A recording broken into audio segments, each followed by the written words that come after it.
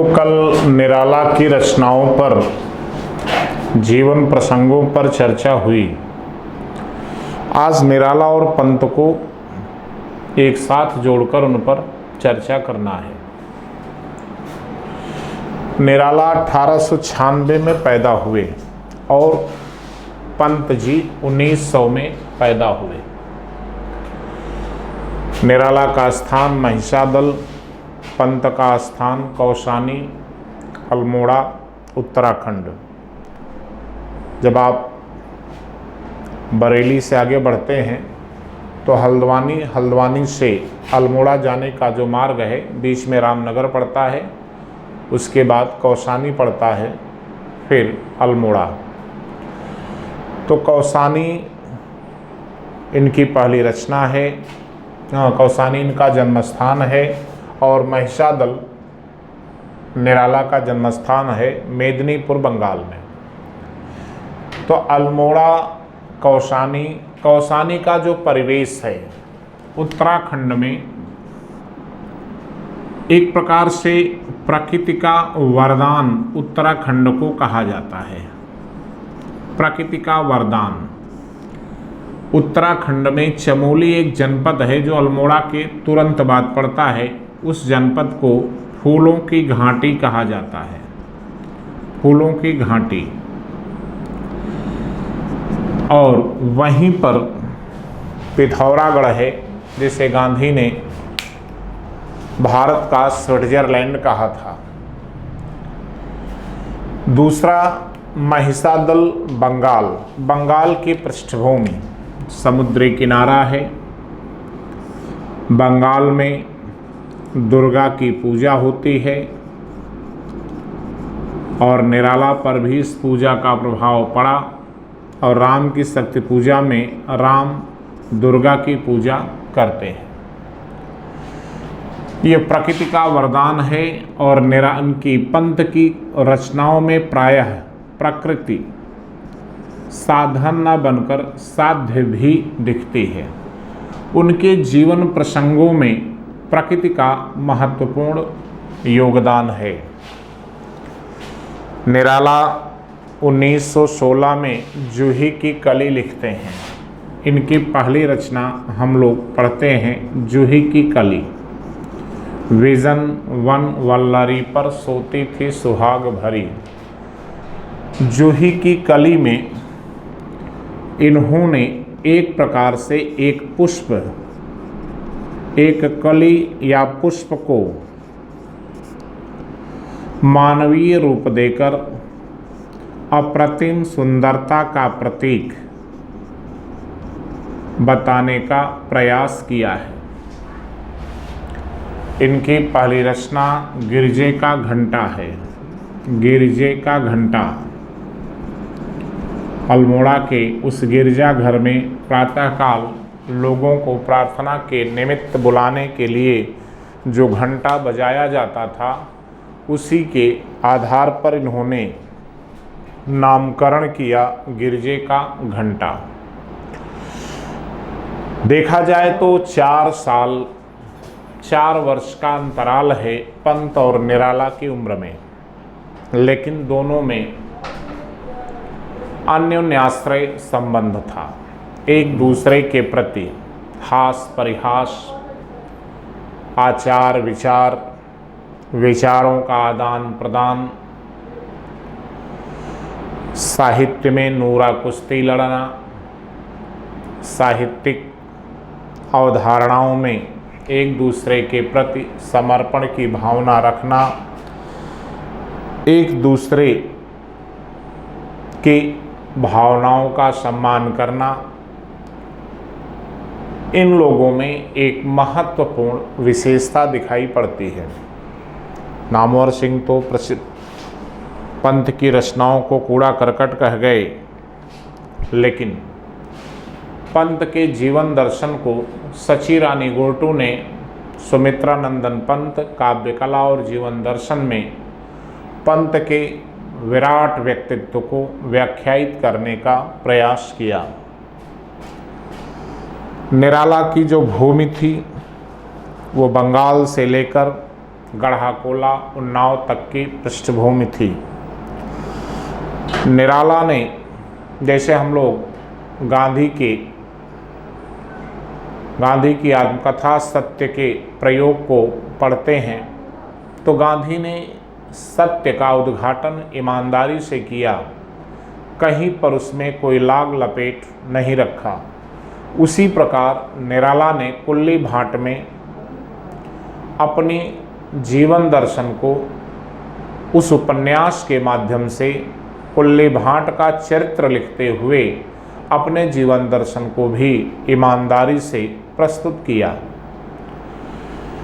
निराला कहीं भी लेखन के क्षेत्र में अतिशयोक्ति का सहारा नहीं लेते, यथार्थ की भावभूमि पर प्रतिष्ठित होते हैं और अपनी रचनाओं को भी उसी भावभूमि पर प्रतिष्ठा दिलाते हैं। निराला में ऐसा कहीं दिखाई नहीं पड़ता कि उनकी रचनाएं उनके विचारधारा या उनके व्यक्तित्व से बेमेल हैं। उनकी रचनाओं में उनका व्यक्तित्व कूट कूट कर भरा दिखाई पड़ता है। 1921 में पंचवटी प्रसंग ये काव्य नाटक के ढंग पर इन्होंने लिखा था। 1916 में जूही की कली आई और 1921 में पंचवटी प्रसंग। पंचवटी प्रसंग इसे इनका काव्य नाटक भी कहा जाता है या गीत नाटक भी कहते हैं, गीत नाट्य। काव्य नाटक का आशय है कि जब हम अपने काव्य को नाटकीय ढंग से यानी संवाद शैली में प्रस्तुत करते हैं तो उसे काव्य नाटक कहते हैं। इसी का पर्यायवाची है गीत नाट्य, यानी नाटकों को, संवादों को गीतात्मक लयबद्ध तरीके से प्रस्तुत करना। हालांकि हम लोग पढ़ते हैं कि हिंदी का पहला गीत नाट्य प्रसाद का करुणालय है जो 1913 में प्रकाशित हुआ। उसके 8 साल बाद पंचवटी प्रसंग आता है काव्य नाटक के तौर पर। निराला ने 1923 में अनामिका काव्य संग्रह प्रकाशित किया। ये अनामिका संग्रह, निराला की रुचि अनामिका में थी। अनामिका नाम निराला के हृदय का प्रतीक बना और बाद की अनेक रचनाओं को इसी अनामिका संग्रह में रखा। जैसे इनकी सरोज स्मृति इसी संग्रह में है, 1935 में आई। राम की शक्ति पूजा इसी संग्रह में है, 1936 में आई। तुलसीदास इसी संग्रह में है, 1938 में।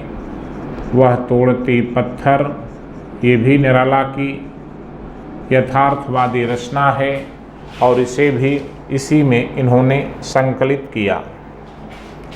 मन में ये भाव आ सकता है, आपके मन में विचार आ सकता है कि 1923 में अनामिका है, जबकि सरोज स्मृति 1935 में, तोड़ती पत्थर 1935 में, राम की शक्ति पूजा 36 में, तुलसीदास 38 में, तो फिर 35 में कैसे आया।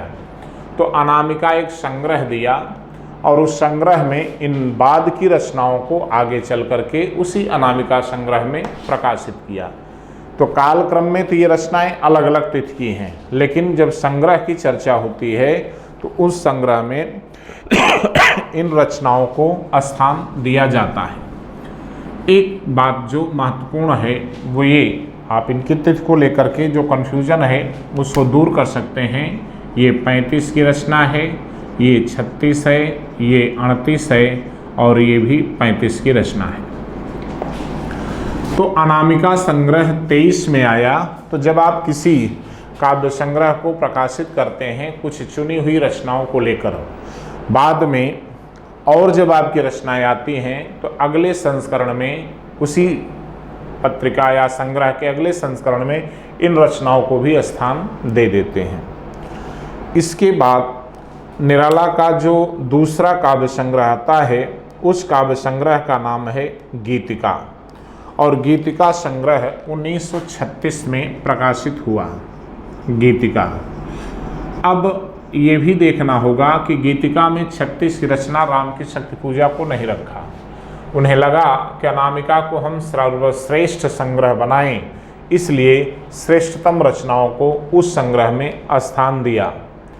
हालांकि परिमल 1930 में इनका संग्रह आ चुका था, परिमल, और परिमल की भूमिका में निराला ने बहुत सारी बातें की, अपना दर्शन भी प्रस्तुत किया, लेकिन उन सब में गीतिका का जो रोल था वो परिमल से उतना महत्वपूर्ण नहीं था। अगर देखें तो इसी परिमल संग्रह में जो 1930 में आया, इसी संग्रह में इन्होंने जूही की कली कविता को रखा। कभी कभी प्रश्न आता है कि जूही की कली रचना पंत के किस संग्रह में है, तो आप देख सकते हैं कि परिमल संग्रह में जूही की कली को रखा। पंत ने गीतिका, गीतिका के बाद अणिमा, फिर बेला, अणिमा, बेला संग्रह भी प्रकाशित किया। अणिमा और बेला में उनकी कुछ चुनी हुई लेकिन कम महत्व की रचनाएं दिखाई पड़ती हैं। फिर बाद में अर्चना, इनका नए पत्ते आता है। नए पत्ते में इनकी कुकुरमुत्ता, नए पत्ते संग्रह है। नए पत्ते संग्रह में निराला की जो कविता है कुकुरमुत्ता, उसे इन्होंने संकलित किया। ये भी 1946 में आया था। बाद के चरण में 4 संग्रह इनके और आते हैं। बाद के चरण में 4 संग्रह और आते हैं, जिनमें अर्चना है। बाद के चरण में जो 4 संग्रह है, अर्चना, आराधना, गीत गुंज और सांध्य काकली। अर्चना, आराधना, गीत गुंज और सांध्य काकली।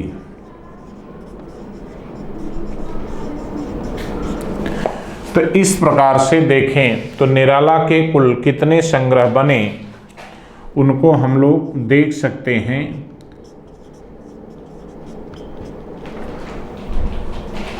3, 1, 4, 3, 7, 2, 9, 10, ये 10 काव्य संग्रह निराला के हैं। और सांध्य काकली संग्रह में निराला की अंतिम रचना पत्रोत्कंठित जीवन का विष बुझा हुआ है, ये प्रकाशित होती है। 2 और चीज़ें महत्वपूर्ण हैं। एक ये कि सांध्य काकली में कुल 65 गीत हैं।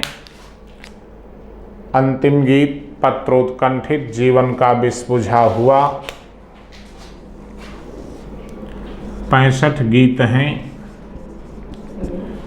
जिसमें अंतिम गीत पत्रोत्कंठित जीवन का विष बुझा हुआ।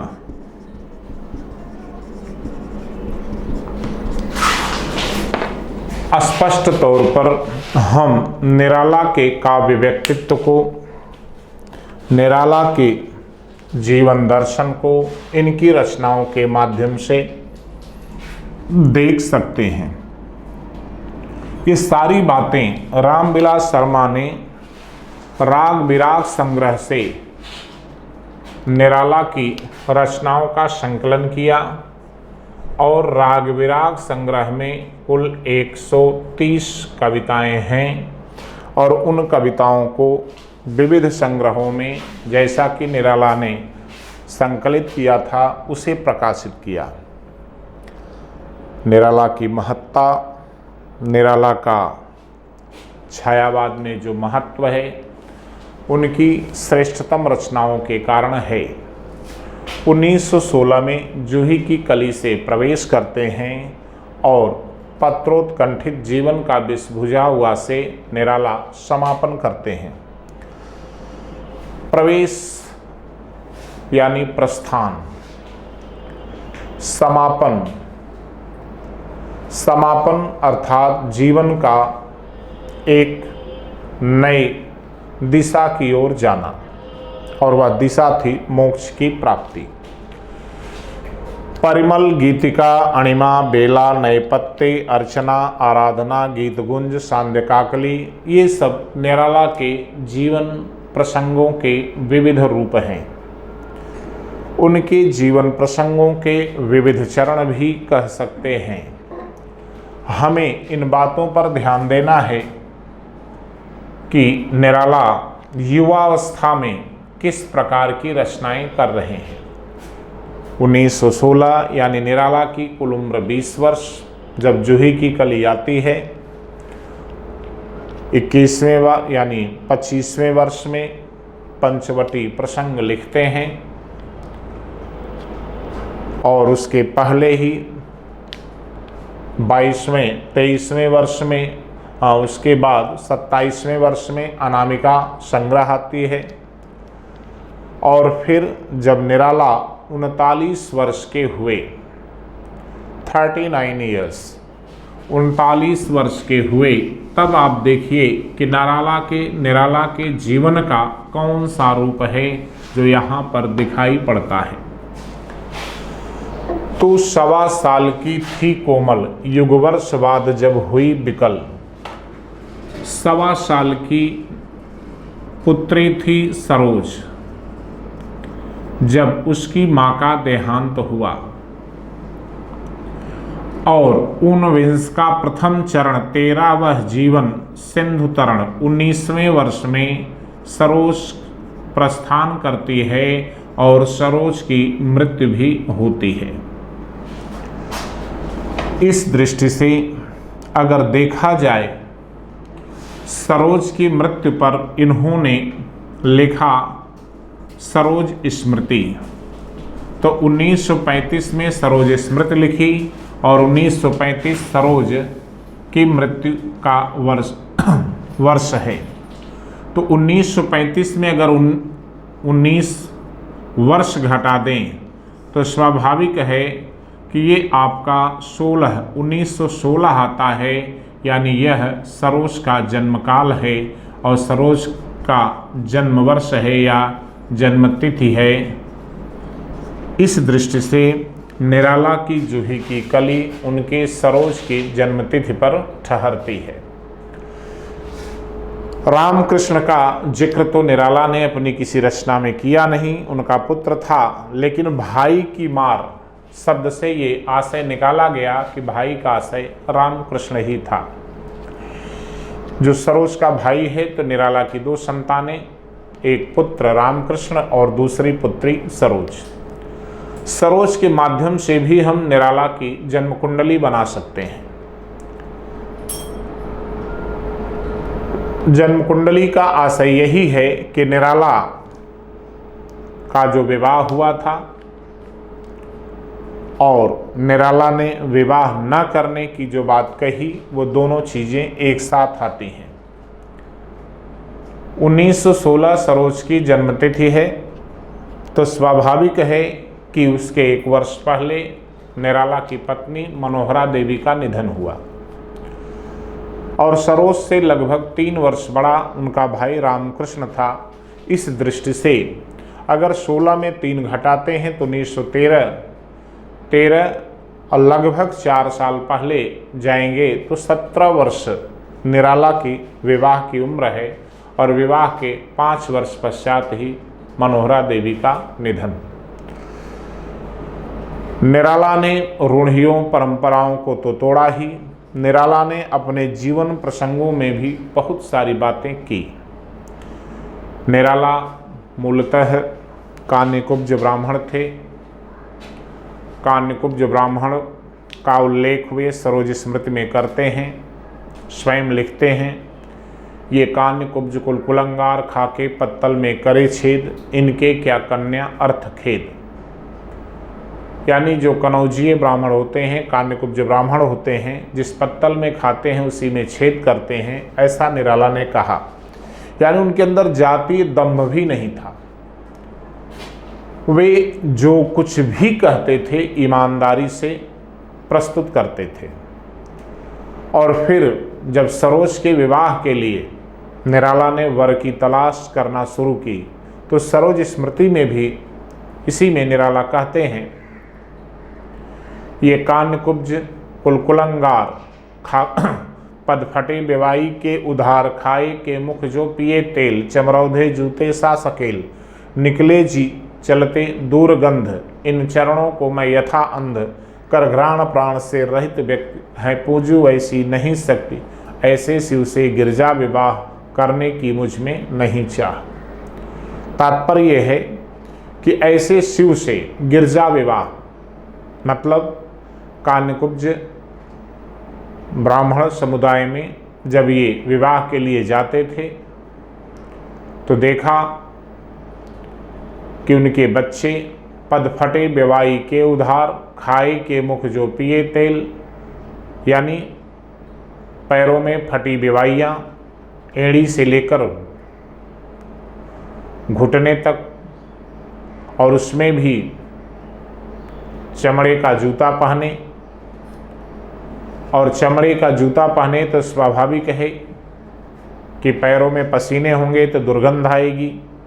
तो कहते हैं कि कर घ्राण प्राण से रहित व्यक्ति है, ऐसी पूजू नहीं सकती, ऐसे शिव से गिरजा विवाह करने की मुझ में नहीं चाह। आलोचना तो करते ही हैं लेकिन उन्हें शिव की कोटिका भी रखते हैं और अपनी पुत्री को गिरजा से कम नहीं आंकते।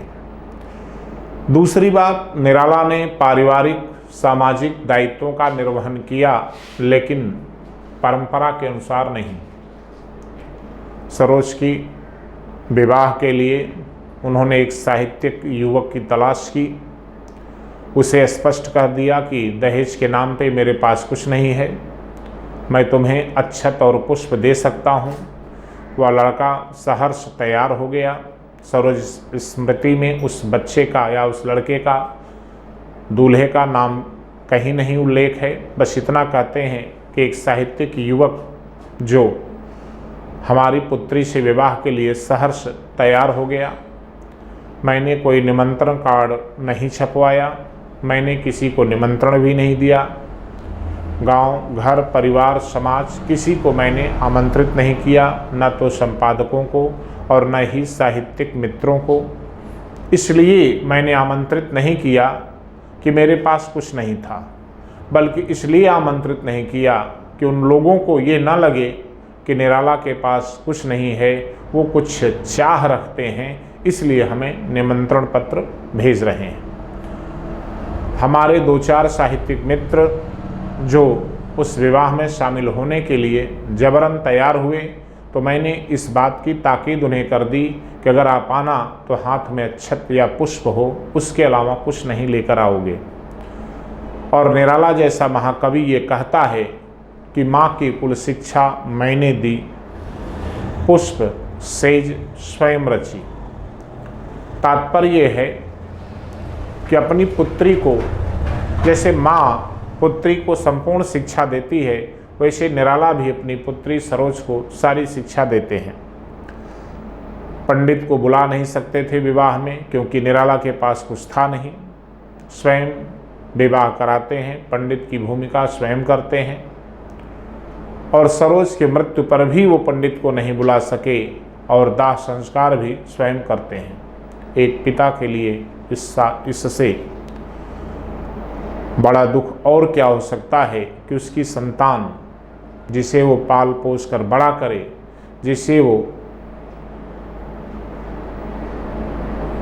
अपने दारिद्र्यपूर्ण जीवन से, दुरित और दीनता से भी निरंतर संघर्ष करते हुए भी उसकी सारी इच्छाओं की पूर्ति करे और उसी बच्चे का निधन हो, उसी संतान की निधन हो और उस निधन के उपरांत भी पिता को ही दाह संस्कार करना पड़े, ऐसा अभागा पिता कौन हो सकता है।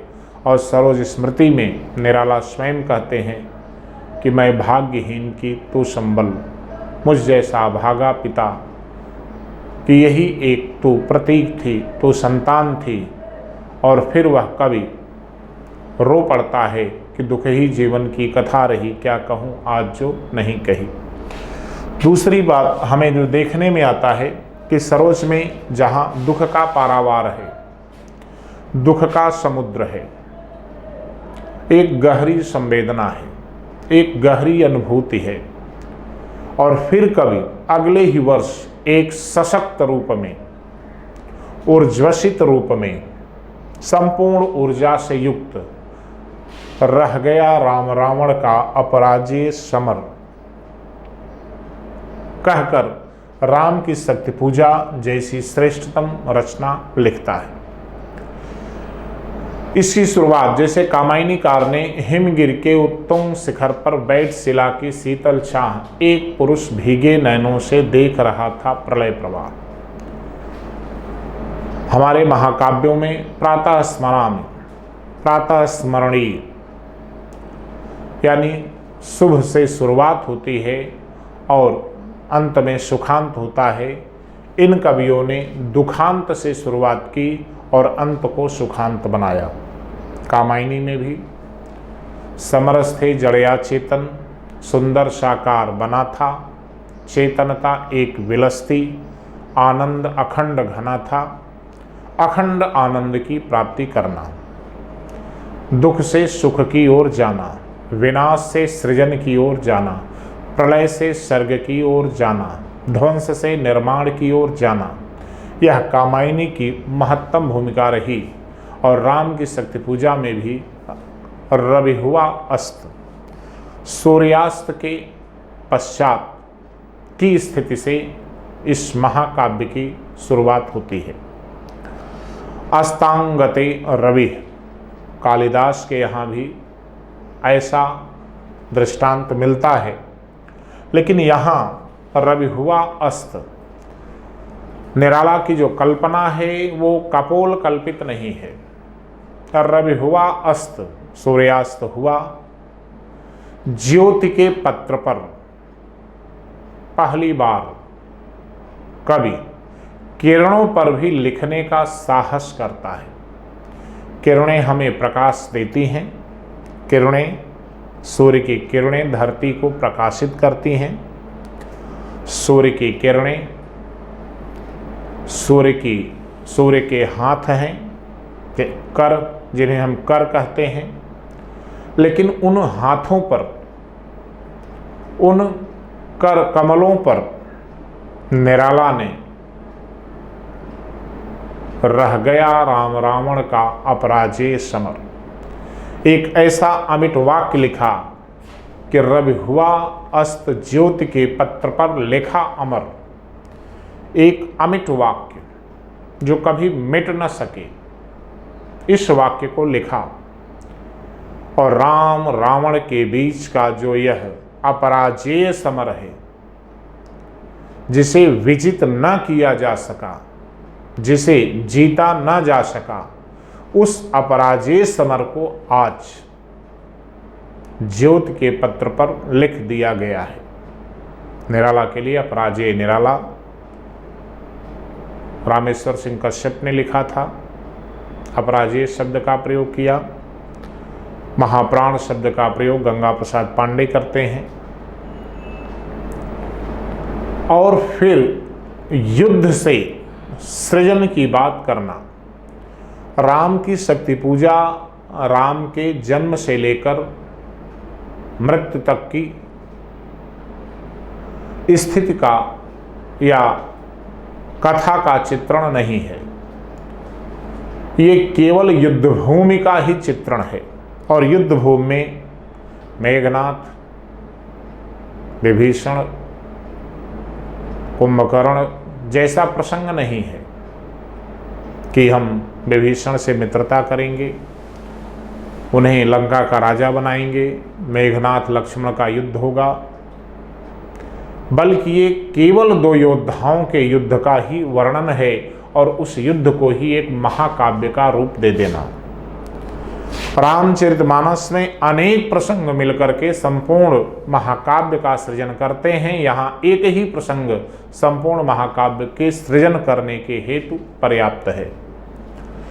और यह जो सृजन है वह सृजन संघर्ष का सृजन है। आज का क्षिप्र कर वेग प्रखर सतशील संवरणशील मेघ नवगर्जित स्वर स्पष्ट है कि राम और रावण के इस युद्ध में राम भी अनेक बाणों से विधित हुए थे। अनेक बाण राम के शरीर में घाव करते हैं। रावण तो घायल था ही। निराला का जो लिखने का प्रसंग है वो रावण की महिमा मंडन करना नहीं है, रावण के पराक्रम रूप को प्रस्तुत करना नहीं है, बल्कि राम को एक मानवीय रूप में प्रस्तुत करना है, जिसका लक्षणा और व्यंजना देखें तो गांधी, राष्ट्रीय आंदोलन में गांधी और साहित्यिक आंदोलन में निराला राम का प्रतिनिधित्व करते हैं। निराला ने अपने अंदर के राम को भी बाहर लाने का प्रयास किया। निराला ने राम को ही अपने अंदर देखने का प्रयास किया। युद्ध भूमि पर निराला का संघर्ष राम के माध्यम से है, और वह युद्ध भूमि क्या है? साहित्यिक अखाड़ा। निराला भी बचपन में कुश्ती लड़ चुके थे, उनके अंदर पहलवानी का संस्कार था, जिसे वो राम के हाथों धनुष बाण का संस्कार सृजित करते हैं। निराला ने अपने 40 वर्ष की अवस्था में, 1936 की रचना है, उस समय निराला 40 वर्ष के हो चुके हैं। इसे आप प्रौढ़ावस्था, वृद्धावस्था नहीं कर सकते। हाँ, युवावस्था में ही निराला का जो कवि व्यक्तित्व है वो पूर्णतया निखर कर सामने आता है। इसी राम की शक्ति पूजा के दूसरे चरण में निराला जब लिखते हैं, है अमानिशा उगलता गगन घन अंधकार, है अमानिशा, है सहायक क्रिया है, उसे पहले लाए।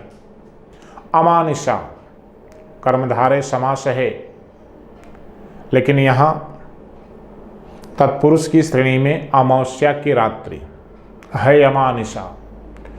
उगलता, उद्गलन, निर्गलन संस्कृत साहित्य में है, तत्सम तद्भव है उगलना। गगन घन, गगन आकाश, घन अंधकार, आकाश घना अंधकार उगल रहा है। अमावस्या की रात्रि, आकाश घना अंधकार उगल रहा है यमानिशा उगलता गगन घन अंधकार, खो रहा दिशा का ज्ञान, स्तब्ध है पवन चार। चारों पवन, चारों दिशाओं से चलने वाली हवाएं स्तब्ध हैं। क्यों? क्योंकि आसमान की बारी है, उसे घना घनघोर अंधकार का सृजन करना है। परिणामतः आप कभी देखते हैं जनवरी या दिसंबर का अंतिम सप्ताह, जनवरी का प्रथम द्वितीय सप्ताह, जब कुहासा, कोहरा पड़ता है तो कभी कभी सायं 4-5 बजे ही अंधेरा होने लगता है, और 6-7 बजे तक पहुँचते पहुँचते, 8 बजे तक पहुँचते पहुँचते दिशा का ज्ञान एकदम समाप्त हो जाता है। तो खो रहा दिशा का ज्ञान, स्तब्ध है पवन चार, अप्रतिहत गरज रहा पीछे अम्बुध विशाल।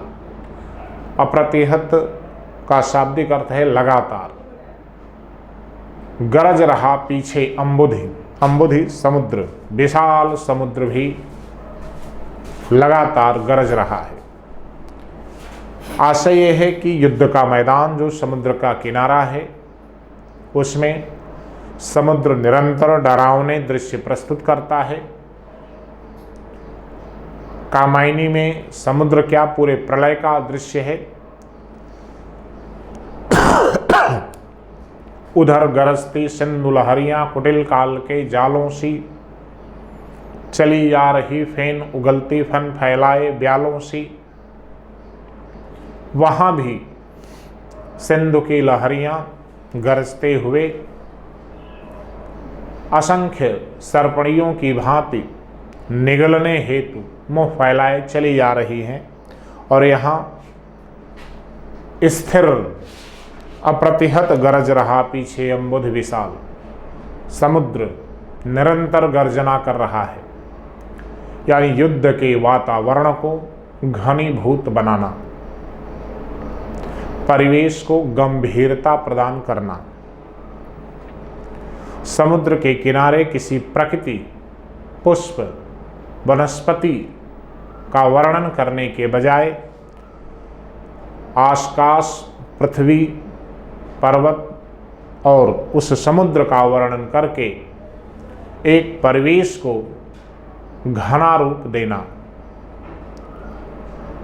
और फिर अगले चरण में निराला को जब यह लिखना पड़ता है, धिक जीवन को जो पाता ही आया विरोध, धिक साधन जिसके लिए सदा ही किया शोध। जानकी हाय उद्धार पिया का हो न सका, वह एक और मन रहा राम का जो न थका।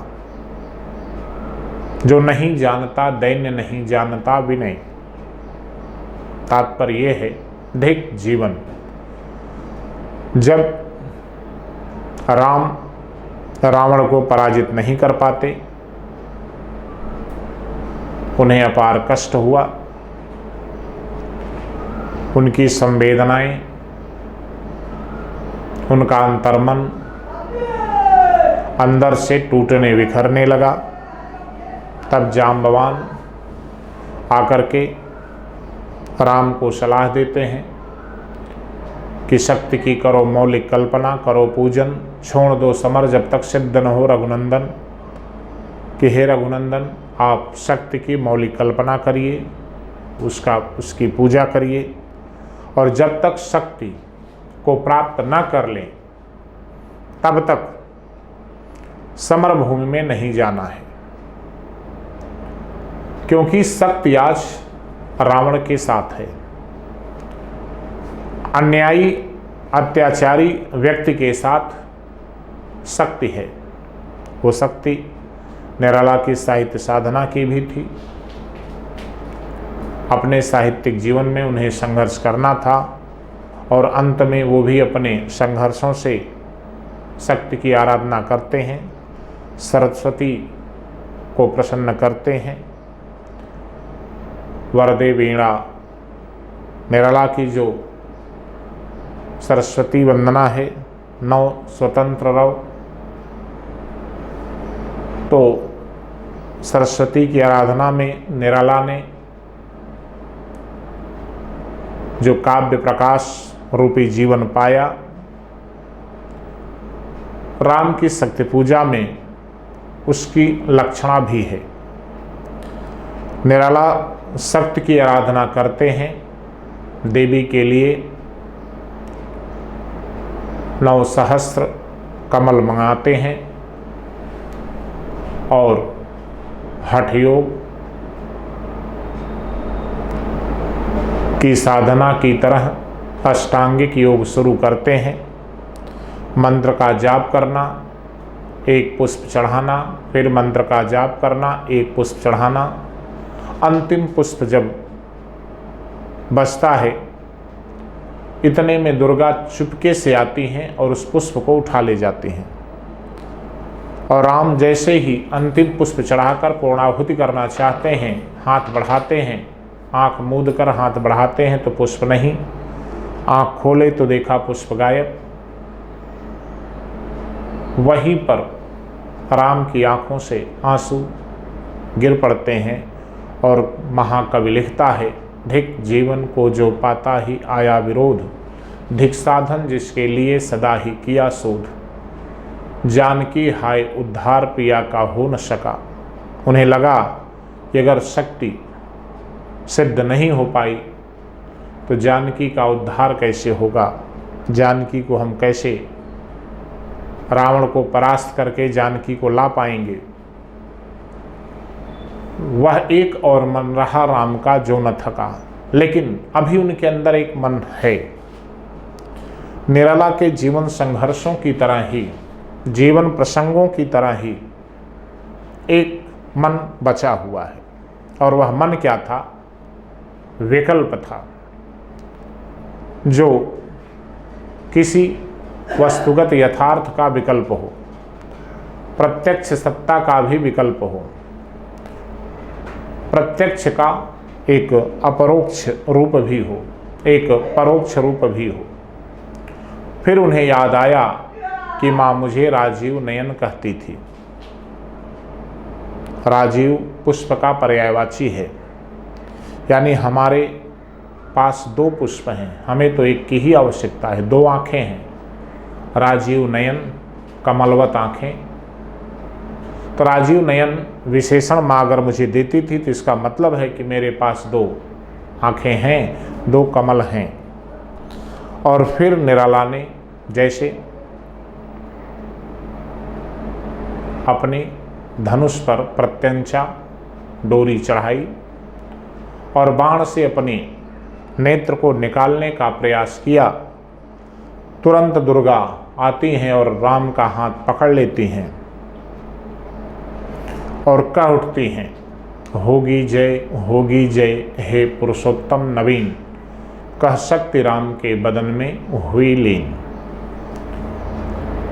आशय ये है कि हे नवीन पुरुषोत्तम,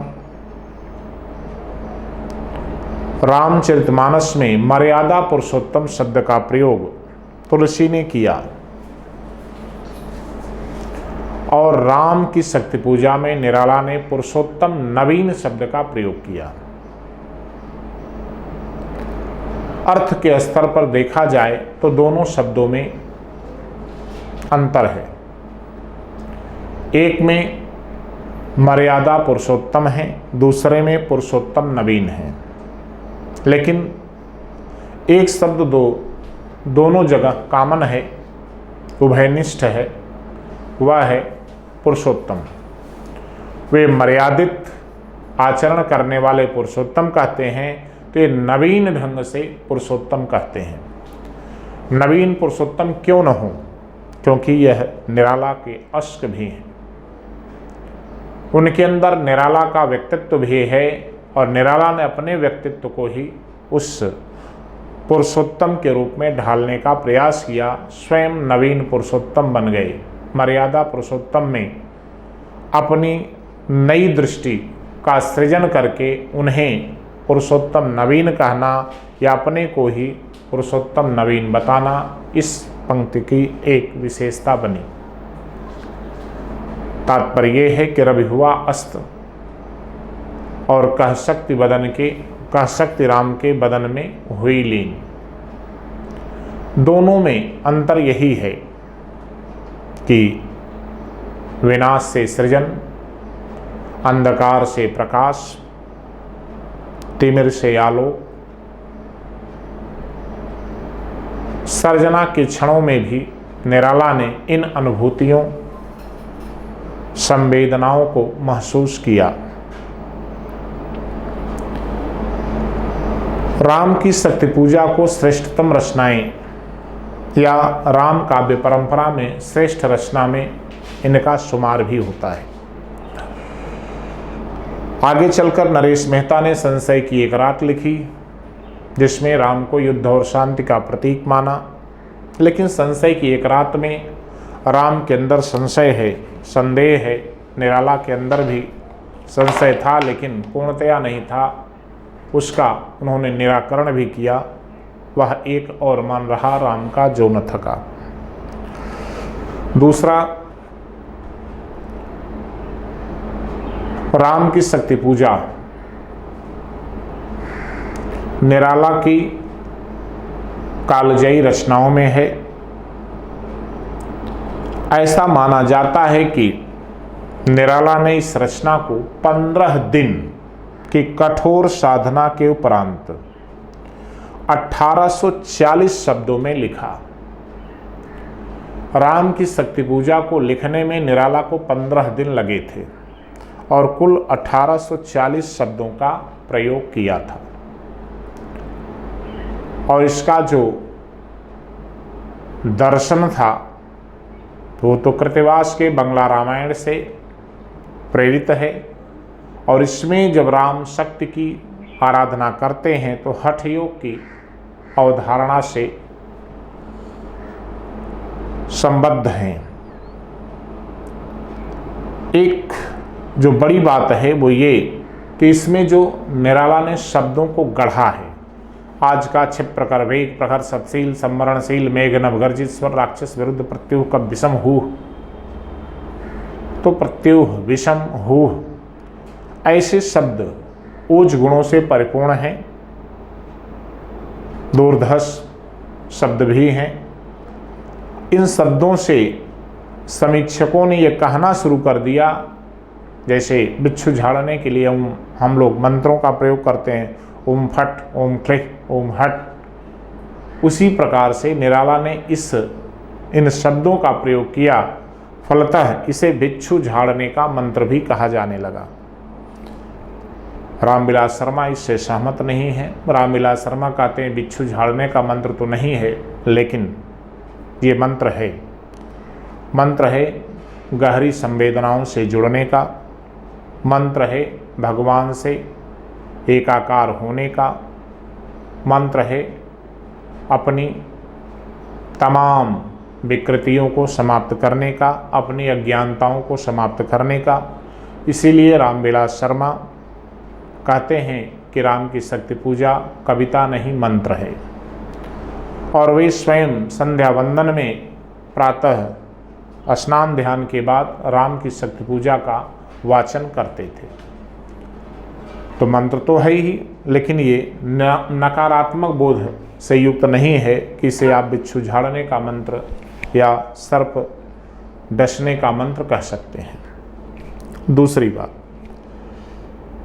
निराला ने तुलसीदास में, हमने इसका प्रसंग दूसरे लेक्चर में ही बताया था आपको कि तुलसीदास निराला को लिखने की प्रेरणा गुप्त जी से मिली। गुप्त जी ने कहा कि निराला जी आप तुलसी पर ही रचनाएं करिए, लेकिन मुक्त छंद में मत करिए। निराला ने तुलसीदास रचना में सर्वाधिक छंदों का प्रयोग किया। एक कवि जो छंद से मुक्ति की बात करे, छंदीय अनुशासन, छंदीय जो रूढ़ियाँ थी उसको तोड़ने की बात करे और स्वयं विविध प्रकार के छंदों का प्रयोग करे, तो स्वाभाविक है कि वह छंदों का गुरु हो सकता है। और नामवर सिंह इसीलिए निराला को छंदों का गुरु कहते हैं। राम की शक्ति पूजा के बाद 2 साल बाद 1938 में तुलसीदास निराला की रचना है, इसे प्रबंध काव्य कहा जाता है। निराला ने तो राम की शक्ति पूजा और तुलसीदास दोनों को महाकाव्य माना था। समीक्षकों ने राम की शक्ति पूजा को लंबी कविता कहा और तुलसीदास को प्रबंध काव्य कहा। लेकिन तुलसीदास में निराला ने गोस्वामी तुलसीदास को केंद्र में रखा। जैसे अमृतलाल नागर का उपन्यास पढ़ते हैं मानस का हंस, खंजन नयन, मतलब एक सूरदास पर है और दूसरा मानस का हंस तुलसीदास पर है, खंजन नयन सूरदास पर। लेकिन वो उपन्यास है, कथा है, कथा साहित्य है। यहाँ काव्य का सृजन करना है, जहाँ आपकी अनुभूतियाँ, आपकी संवेदनाएं, आपकी भावनाएं पूर्णाकार लेती हैं। तुलसीदास ने, निराला ने संत तुलसीदास को भारत का सांस्कृतिक सूर्य कहा। तुलसीदास ने वे सारी अनुभूतियां और संवेदनाओं को पराजित मनोवृत्ति में प्रस्तुत किया था। भक्तिकाल का जो वातावरण था उसमें हम कहाँ जाई का करी की स्थिति में विद्यमान थे।